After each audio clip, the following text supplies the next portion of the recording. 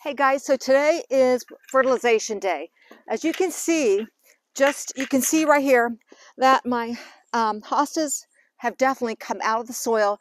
This is that first full week of April, and now's the time to be fertilizing everything that needs to be fertilized. So with my hostas, they don't require much, but along these edges, I do like to throw my compost. Because I don't put mulch in this area because of all the leaf drop. It just is a waste of time, I think, and I just let the leaves do all the mulch, and you can see through there. But along these edges, particularly since I've just put down this pathway, all the soil has been kind of raked up. So I've been throwing a layer of my compost that I just stirred, and it's great to have all along these, just along the edges. Just to give it, really the easiest way is just to pour a little bit.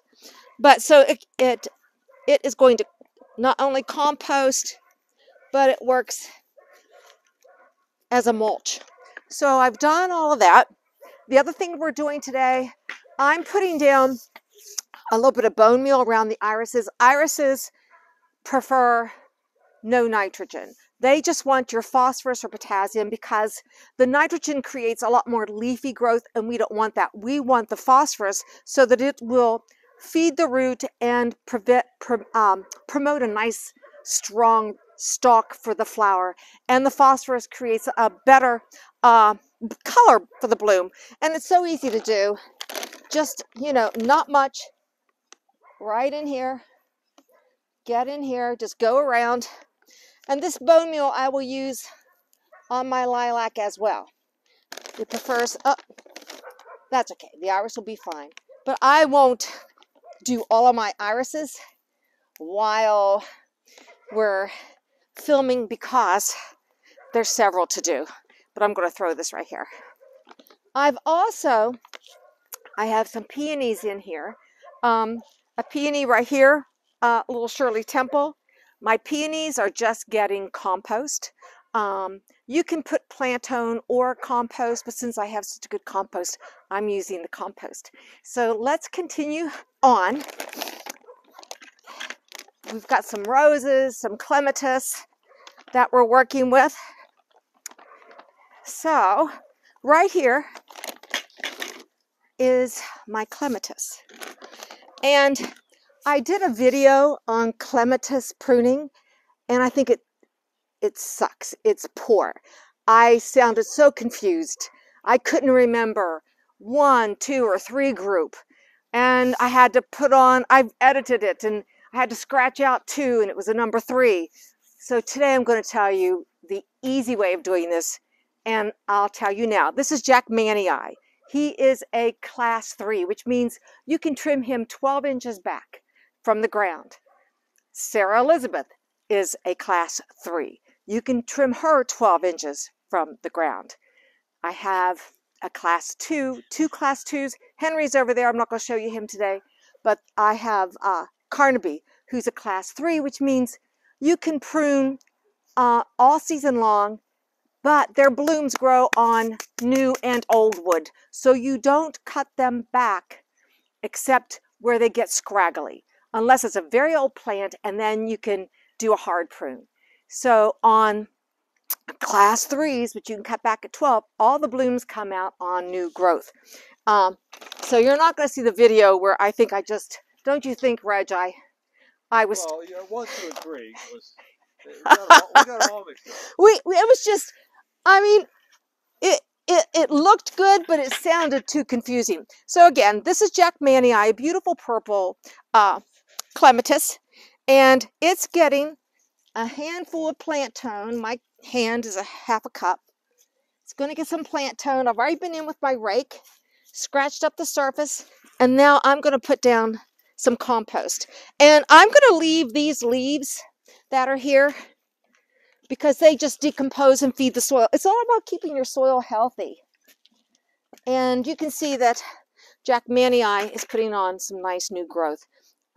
So let's go on. Class 3, Jack Manii, cutting back 12 inches. And I will not wear you out with the one I tried to do. So over here is my this is my new clematis. This is her second year, and you don't necessarily have to feed or compost her, but I'm going to. I like to give a little bit of feed just because I just feel better. I'm going to. A little bit of my plant tone, and then compost. And you can see I've taken the rocks away from underneath of her. There we go. The rocks do two things. They keep this metal trellis, thank you, from falling over, and they also shade her roots, but this compost will help shade her roots. And we're supposed to get rain. We've had rain. I've been in and out with, started out with a winter coat, raincoat, and now I don't need a coat. That's too much information. So here is the rose, and look at this. This is the rose that I really hard pruned, and you can see the lateral branches coming out, which makes me happy. This probably is going to get cut back. You can see that our weather has been so unpredictable that we've had extreme colds, then we have nice warm days, and anyhow, this rose is getting, I've already scratched the surface here, right in here. So I'm going to sprinkle this around the drip line. So you want to give a lot of space to where the roots are probably, there we go. Let's get some compost on this. So,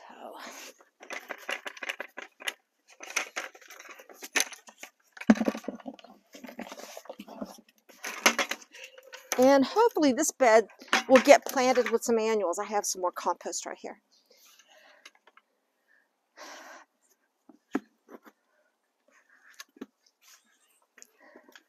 All right. Just toss it on there. Good. All right. So we'll leave that alone. We've got the roses. Everything else, the daylilies, they don't require much. They stay mulched. I don't ever fertilize them. I will divide them. They've been divided in the last 3 years.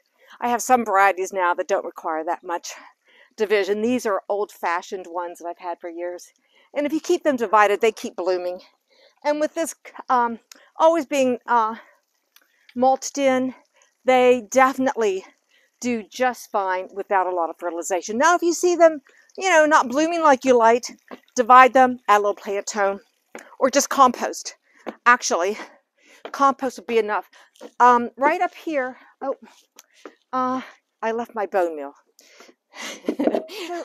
Lilacs don't, this old lilac, I don't know how old it is now. It's probably, I think Sherry gave it to me when we moved here, probably 3 or 4 years after. We've been here 30 years. So this is every bit of 20-some years old. And they say you don't necessarily have to fertilize them, but I do it because it's in a raised area. It's in a terraced area. So, you know, it rains, the soil gets washed away, and I think I need to replenish it. So I always do. And lilacs prefer phosphorus and potassium, no nitrogen. They like an alkaline soil. This tree does so well, and it gets so many blossoms. But here in West Virginia, the weather in May can be horrible for this tree.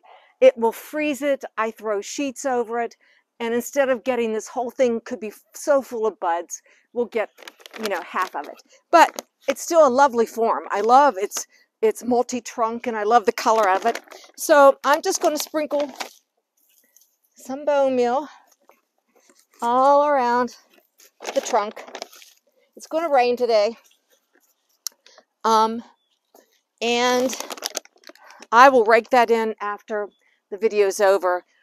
And that should take care of it, you know. Hope it's done really well. It's just a matter of, the only problem, if the blooms are beautiful and fragrant, it's just the frost gets it in May. So before we go down here, let me show you the blueberries and what I use on it. I have one blueberry plant, and they prefer acid-loving fertilizer. And so I picked this up last year because it's right there. Acid-loving plant for blueberries. So I've already gone ahead and I sprinkled about a cup in this pot of the fertilizer. I put it on the first layer, and then I also laid compost on top, refreshed the soil, and you can see it's just started to leaf out. All of these things need to be done right now when they're leafing out. So if you notice that everything is coming out of dormancy, get out there and start putting fertilizer on. And we here are so lucky. We get lots of rain in April and May. And I'm hoping for rain today since I'm getting all this done. So now we're backtracking, and up in this garden, I have a good sampling of pretty much everything up here. I have my peonies. I'm going to get a little more plant tone in this little pot. And this is the Carnaby Clematis, and it also is a 2, which means it grows on new wood and old wood. This is its second year, and so there was very little pruning done on this because there wasn't anything dead or diseased. Now through the summer, once it's quit blooming, you can trim that back. And I am putting some plant tone around. I've already gone in and scratched, and then I'll put some little bit of compost right here. And I want to show you with these wonderful primrose, you can see how they can be divided after they quit blooming. You can see 2 in here that can be separated. All of those have 2 or 3 clumps. That'll be easy to separate out. Let me show you this. Once you get in here, you can almost see all the different plants. So I'm going to lift these after they're through blooming and then create a nice little circular pattern through here. Hellebores, they don't need anything. Look at their nice new growth. This is their first year. They can just survive in nice composted soil. So I'm going to put compost. It's funny, I was down at Ironworks this morning on the treadmill a little bit, and right out my window is our local cattle. What is that place called, Reg? A livestock market. So all the cows go there, and I saw a couple trucks down by this big pile of looked like mud, but what it was is manure. So I thought, gosh, I'm gonna have to call and find out how I can get some of that. So in the process, somebody walks in, they know who you call, but they also told me where the composted manure is, not the fresh, and all I have to do is give a call. So I might be able to get several buckets of fresh composted, not fresh manure, that's too hot, but already composted manure for my compost pile. And it's funny, when I've been doing this, I don't know how many years I've been going down to the same place and looking out that window, and I never paid attention. But anyhow, on the peonies, I know, just an FYI, anyone local, I will give you that information about where to get manure. On these peonies, they're all well established. Again, you don't really have to fertilize a well-established peony because you've probably seen them at old houses or in graveyards, but I want mine to bloom beautifully, so I'm not going to not feed them when I'm feeding everything else.